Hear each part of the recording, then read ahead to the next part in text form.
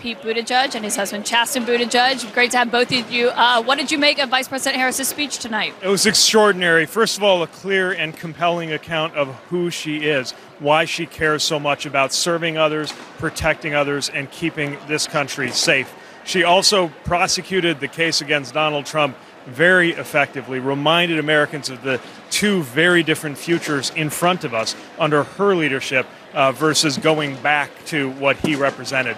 And also a call to people who maybe don't agree with us all the time, maybe don't usually vote Democrat, but are absolutely welcome in the coalition that she is building in the name of a better future. And your family has been invoked. You invoked it yesterday talking about that. And when talking about Donald Trump and his running mate in this, I wonder how you have just perceived all of this and this campaign and the contrast in the Harris-Wells ticket and the Vance-Trump ticket. Well, as he can attest, I was a blubbering mess all night. As a parent, you're right, I couldn't stop thinking about the fact that the first president that our daughter is going to come to know is a woman who looks like her.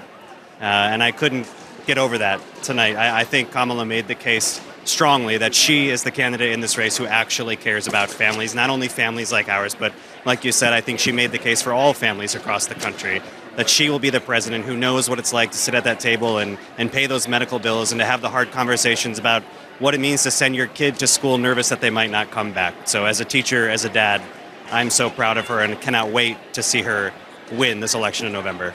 And obviously the speech went over quite well here in the Democratic Convention Hall, but the question really is, how does it go over in swing states, in places like Michigan where you now live and others?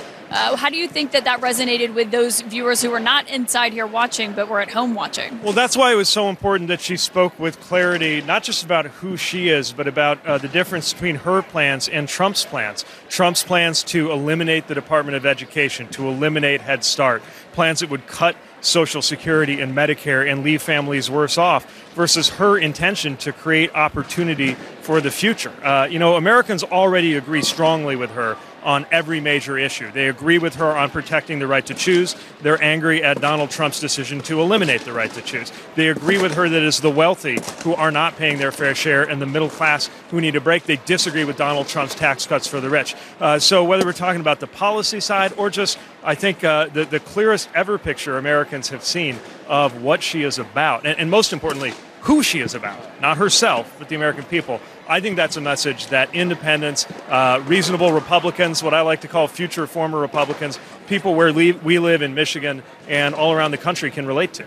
One of the biggest applause lines was her saying she supports a peaceful transfer of power. I mean, it's pretty remarkable that that's an applause line in this day and age. Yeah, and I think she wants to lead the way to where that is table stakes, where any Republican and any Democrat would begin and end saying, of course, we support a peaceful transfer of power. Of course, we believe in elections where a winner wins and a loser admits that they lost, what Donald Trump was incapable of doing. That should not be a partisan issue. Democracy should not be a partisan issue. And one of the many things I'm looking forward to when she wins, and I think a lot of Republicans are quietly looking forward to, is when Trump is defeated for the third time.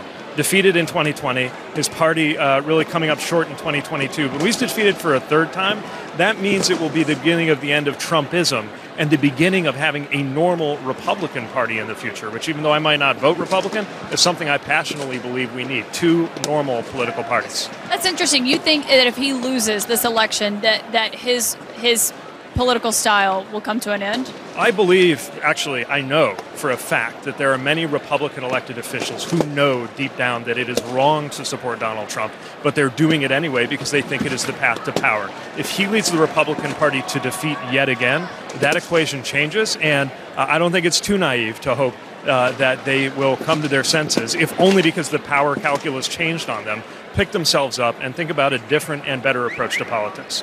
Pete and Chasten Buttigieg, thank you for coming and joining us on the floor and braving the balloons.